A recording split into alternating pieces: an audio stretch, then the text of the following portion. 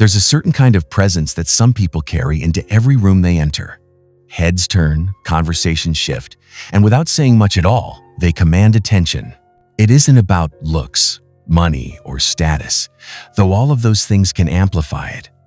It's something deeper, subtler, and far more enduring. We call it charisma. And for centuries, it has been treated like a mystical quality, something you either have or you don't. Some people seem to radiate it effortlessly, while others assume they'll never possess it. But psychology tells a very different story. Charisma isn't an accident of birth. It's a skill rooted in behaviors, attitudes, and subtle cues that anyone can learn. The secret psychology of charisma reveals not just why certain people feel magnetic, but how ordinary people can become extraordinary simply by shifting the way they connect with others. At its core, charisma is about perception. It isn't who you really are. It's who others experience you to be in the moments they share with you. This is why some of the most charismatic people in history weren't necessarily the smartest, the most attractive, or the most powerful. They were masters of creating an emotional experience for those around them. Think of someone like Martin Luther King Jr., whose voice could move thousands of people at once. Or Oprah Winfrey, who makes each guest feel like the most important person in the world. The psychology of charisma begins here with the recognition that it's less about impressing people and more about making them feel something when they're with you. So, how does psychology explain this phenomenon? Research has shown that charisma is essentially the intersection of three qualities: presence, power, and warmth. Presence is about being fully engaged in the moment. Power is about projecting confidence and capability, and warmth is about demonstrating genuine care for others. When these three qualities align, people feel drawn to you. Miss one, and the effect weakens. For example, if you project power without warmth, you come across as intimidating. If you show warmth without power, you may seem nice, but not necessarily compelling. Presence is the glue that holds the two together. And the good news is that all three are not fixed traits. They are daily practices. Presence is the first psychological pillar of charisma. In our distracted world, true presence has become a rare gift. Most of the time, when people talk to each other, they're only half listening. Their eyes dart to their phone, their thoughts race ahead to their to-do list, or they're silently preparing what they'll say next. But when you encounter someone who is fully there with you, the experience feels almost electric. It makes you feel seen, valued, and respected. Charismatic people cultivate this skill deliberately. They hold eye contact a moment longer. They listen without rushing. They nod or mirror your expressions to show understanding. These tiny signals combine to communicate one powerful message: you matter.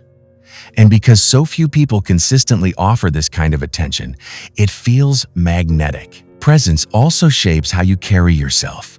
Body language is a powerful signal in the psychology of charisma. A relaxed but upright posture conveys calm confidence. Open gestures signal receptivity. Pausing before you speak suggests thoughtfulness rather than nervousness. Even silence, when used with presence, can feel powerful. Think of leaders who pause after making a statement. They let the words land, and that silence becomes part of their authority. Presence isn't just about what you do. It's about creating a field of attention in which others feel comfortable and valued. The second pillar, power, is equally crucial but often misunderstood. In the context of charisma, power doesn't mean domination or control. It means signaling to others that you are capable, competent, and confident. It's the sense that you can influence your environment and make things happen. People are naturally drawn to those who seem capable of navigating challenges. Power is conveyed through both verbal and nonverbal cues. A steady tone of voice, measured movements, and deliberate speech all signal control. Confidence in your opinions, even when you don't have all the answers, builds trust in your ability to handle uncertainty. But there's a trap here. If power is emphasized without warmth, it can create distance rather than attraction. People might admire you, but they won't feel connected to you. This is why the third pillar, Warmth is essential. Warmth is the emotional bridge that makes power approachable. It's conveyed through kindness, empathy, and the ability to make others feel safe in your presence. A genuine smile, a softening of the voice, a thoughtful question, these are the signals that say, "I care about you." When people sense warmth, they feel more open, more trusting, and more willing to be influenced. The balance between power and warmth explains why some people who are highly competent still fail to inspire others, while those with less technical skill but great interpersonal warmth can galvanize entire communities. Charisma is not about having the most impressive resume. It's about being able to project both strength and humanity at the same time. That's why someone like Nelson Mandela could walk into a room and immediately captivate people. His history gave him immense power, but his kindness gave him warmth. The two together made him unforgettable. Now, psychology has dug even deeper into the micro skills that create these impressions. One of them is emotional contagion, the tendency for people to catch the emotions of those around them. If you walk into a room radiating calm confidence, others start to feel calm and confident too. If you bring genuine enthusiasm, people feel more energized. Charismatic individuals are often masters of regulating their own emotions because they know it shapes the emotional climate of the group. They don't just experience emotions privately, they broadcast them in ways that shift the atmosphere. Another subtle psychological factor is mirroring. Studies show that when people unconsciously mirror each other's body language, gestures, or tone, they feel more connected. Charismatic people do this deliberately but subtly. They might match the energy level of the person they're speaking with, or adopt a similar rhythm of speech. This creates a sense of harmony and trust. Importantly, it doesn't come across as mimicry, it feels natural, because it's rooted in genuine attentiveness. Storytelling also plays a central role in charisma. Humans are wired to respond to stories far more strongly than abstract information. A charismatic speaker doesn't just present facts. They wrap them in narrative, emotion, and imagery. Think of Steve Jobs introducing the iPhone not with technical specs, but with a story about changing the way people live. Stories light up emotional centers in the brain, making the message not only more memorable, but more persuasive. The psychology here is simple. When we hear a story, we don't just listen, we imagine ourselves inside it. And when someone places you inside their story, they pull you closer to them. But here's the crucial thing.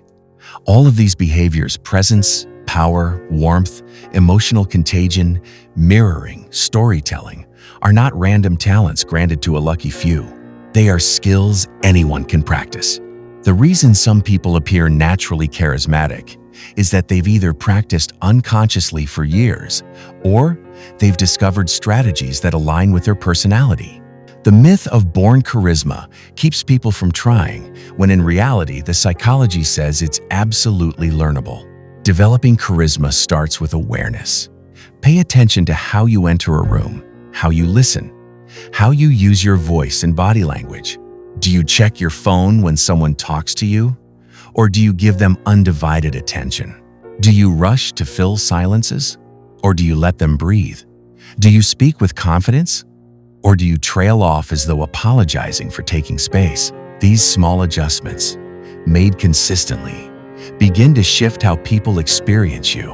And once people start perceiving you as more charismatic, their reactions reinforce your confidence, creating a self-sustaining cycle. What's equally important is authenticity. People can smell manipulation. If warmth is faked, if stories are exaggerated, if listening is performed rather than felt, the effect backfires. Real charisma isn't about adopting tricks. It's about aligning behaviors with genuine respect and interest. That's why self-work matters. When you feel secure in yourself, it's easier to extend presence and warmth authentically. When you cultivate your competence, your power feels natural rather than forced. There's also a fascinating psychological feedback loop at play. The more charismatic behaviors you practice, the more positive responses you get from others. Those responses, in turn, boost your mood, confidence, and willingness to keep practicing. It's like compounding interest in social capital. Over time, what began as a deliberate effort becomes second nature. You no longer think about holding eye contact or listening deeply, it just becomes who you are. And this is where the secret psychology of charisma becomes empowering. It's not about transforming yourself into someone you're not. It's about amplifying qualities you already have, adjusting signals you already send, and becoming more intentional about the way you connect. Anyone can cultivate presence by choosing to focus on the person in front of them.